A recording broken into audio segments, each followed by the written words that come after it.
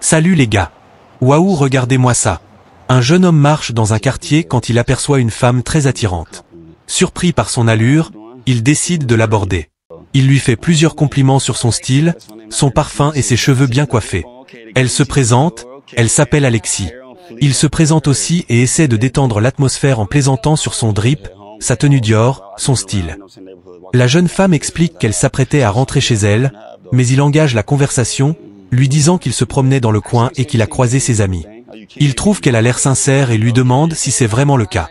Elle lui répond que tout dépend de son énergie, et que tant qu'il n'en fait pas trop, ça peut aller. Il précise alors qu'il vient d'Ohio, Cincinnati, et qu'il vient de s'installer en ville. Elle lui conseille de ne pas se laisser changer par la ville. Ensuite, il lui demande son Instagram et elle accepte. En regardant ses photos, il s'étonne de sa photogénie et lui demande qui les prend. Elle répond que c'est souvent elle-même, parfois ses amis. Chercher une relation pour l'instant. La discussion continue sur leurs goûts et habitudes. La femme a pris soin d'elle-même, pied fait, apparence soignée, ce que le jeune homme remarque et commente. Ensuite, il parle de restaurants et nourriture. Yeah, I stay about 15 minutes away. Oh, okay. Thank Oh, you you. got your feet done and everything. Oh. So what up, though, man? Tell me about yourself. Like, restaurants around here, though. Honestly, my Elle mentionne son préféré, Lost and Found, connu pour ses pâtes, qu'elle adore. L'homme explique qu'il n'aime pas cuisiner, qu'il préfère payer quelqu'un pour préparer la nourriture, car le temps c'est de l'argent, et il ne veut pas passer son temps en cuisine. La conversation glisse ensuite sur Houston. Elle a déménagé pour de meilleures opportunités et du réseautage, et son expérience jusqu'ici a été positive. L'homme la trouve cool et authentique, et elle confirme être quelqu'un de bonne vibration. Puis ils abordent les loisirs et le sport, elle pratique le track, et il plaisante sur qui pourrait courir plus vite. Elle précise qu'elle fait aussi du long jump et triple jump, et il semble intéressé par ses compétences, lui demandant si elle a des sauts impressionnants, ou si elle peut esquiver certains obstacles. Elle répond qu'elle a essayé mais que tout dépend de la situation. Il continue à discuter de sport et de technique. Elle explique que dans le long jump et le triple jump, la hauteur n'est pas tout, il faut surtout maîtriser la technique, positionner son corps correctement pour maximiser la distance. Elle raconte qu'elle observe souvent des gens qui se lancent en l'air sans vraiment comprendre la technique. La conversation dérive ensuite sur l'argent et les voyages. Il avoue qu'il aime surtout gagner de l'argent, et même quand il voyage, il pense encore à ses affaires. Il parle de ses voyages à l'étranger, Jamaïque, Mexique, Colombie, et à l'intérieur des États-Unis. Elle partage aussi ses expériences, Bahamas quand elle était plus jeune et un voyage en croisière au Mexique. Ils discutent de ce qu'ils aiment faire sur les croisières, et elle exprime une légère appréhension pour l'océan la nuit, évoquant des vidéos effrayantes qu'elle a vues sur TikTok.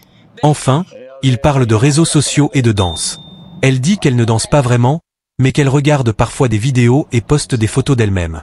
Il reconnaît que chacun a ses passions et ses hobbies, et que tant qu'ils sont heureux, c'est ce qui compte. Il continue à parler de réseaux sociaux et d'inspiration.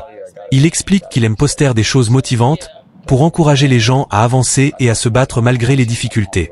Il précise qu'il n'est pas vraiment dans la danse, mais plutôt dans le partage de contenu inspirant. La conversation devient plus personnelle.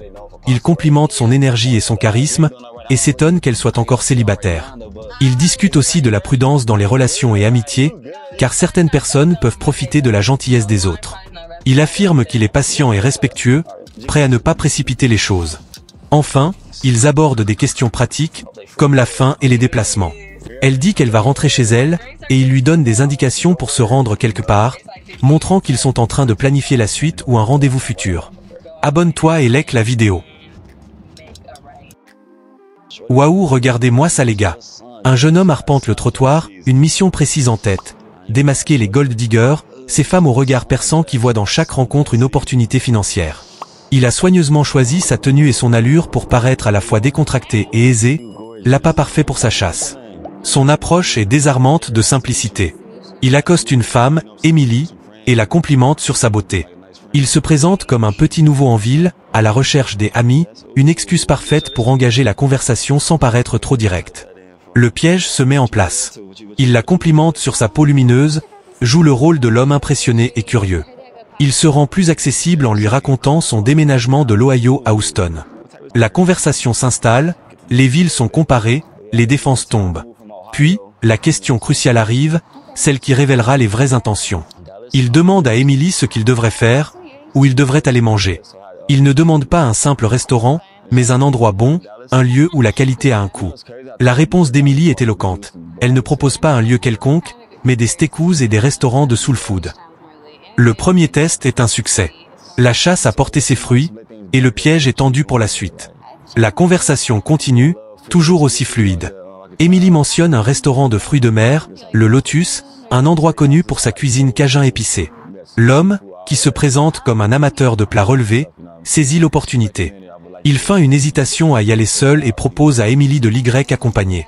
Le test est en cours. Il demande alors, avec une fausse naïveté, si elle est célibataire.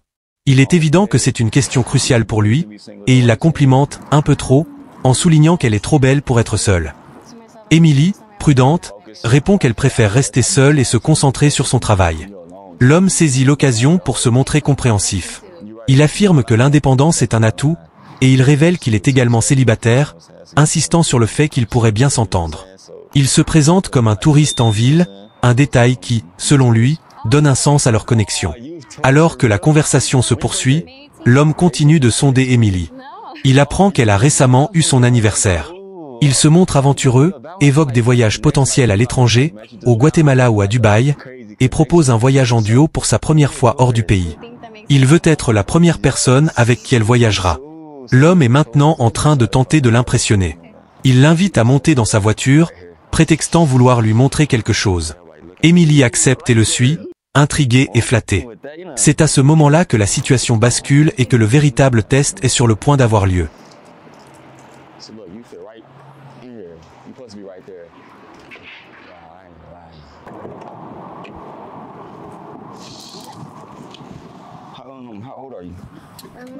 Assis dans la voiture luxueuse de l'homme, Emily est visiblement impressionnée. L'homme, sûr de lui, se penche vers elle pour se faire entendre. Il enlève ses lunettes de soleil pour que Emily puisse voir la sincérité dans ses yeux. Il lui répète qu'il est honnête dans son intention de la connaître et l'interroge sur ses projets pour la journée. Emily lui dit qu'elle n'a pas encore mangé. Il saisit cette occasion pour se montrer généreux et propose de l'emmener prendre le petit déjeuner. Il insiste pour que ce soit assez frais, se qualifiant de gentleman. La conversation se poursuit sur le thème de leur vie respective. L'homme lui demande si elle compte rester à Houston, ou si elle envisage de déménager. Emily révèle qu'elle est née et a grandi au Texas, mais qu'elle est souvent sceptique à l'idée de déménager par elle-même. Elle explique qu'elle veut de nouvelles expériences, mais que l'anxiété la freine. L'homme lui répond que c'est pour cette raison qu'il a déménagé, pour avoir de meilleures opportunités. Il lui confie qu'il est préoccupé par la violence grandissante dans certaines villes. Emily se montre compréhensive, affirmant que les gens ont souvent du mal à accepter le changement. La discussion se poursuit, et l'homme complimente la femme sur son choix d'être loin de la violence. Il l'interroge ensuite sur son travail. Emily lui dit qu'elle fait du mannequinat à temps partiel et qu'à plein temps, elle fait des vidéos en ligne. Après 3 ans d'activité, elle confie avoir trouvé la liberté financière grâce à ses vidéos. L'homme, qui était en train de complimenter la femme pour son corps, saisit alors l'opportunité pour la mettre sur un piédestal. Il lui dit qu'elle est parfaite et que son corps est petit et joli. Il la fait sortir de la voiture,